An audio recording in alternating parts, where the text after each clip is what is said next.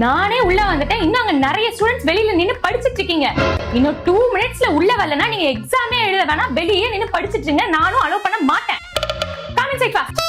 நல்ல விதமா கேக்குறேன், யார்கிட்டயாவது பிட் இருந்துச்சுன்னா இப்பவே என்கிட்ட வந்து கொடுத்துருங்க. நான் ஒன்னும் சொல்ல மாட்டேன். இதே நானா கண்டுபிடிச்சு மாட்டினீங்கன்னு வச்சுக்கோங்க, டைரக்டா பிரின்சிபல் ஆபீஸ் முன்னாடி போய் நிப்பாட்டிடுவேன். அதுக்கப்புறம் ஃப்ளைங் ஸ்குவாட் வேற வராங்களாம். அவங்கள்ட்ட மாட்டினீங்கன்னா அவங்க ஸ்கூலை விட்டு சஸ்பெண்டே பண்ணிடுவாங்க. கொஸ்டின் பேப்பர் கொடுத்ததுக்கு அப்புறம் யாராவது கொஸ்டின் பேப்பர்ல எக்ஸாம் நம்பரை தவிர்த்து வேற ஏதாவது எழுதிருந்ததை பார்த்தேன்னு வச்சுக்கோங்க, அப்படியே பேப்பரை வாங்கி கிழிச்சு விட்டு அனுப்பிடுங்க.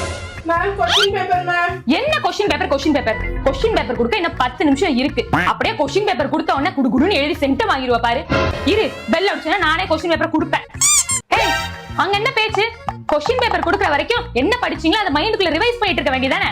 பென்சில், பென்னு, ஜாமெட்ரி பாக்ஸ், கால்குலேட்டர்னு எதையும் பாரோ பண்ணக்கூடாது. உங்கள்கிட்ட இருந்துச்சுன்னா நீங்க எழுதுங்க, இல்லாட்டி அமைதியா உட்காருங்க.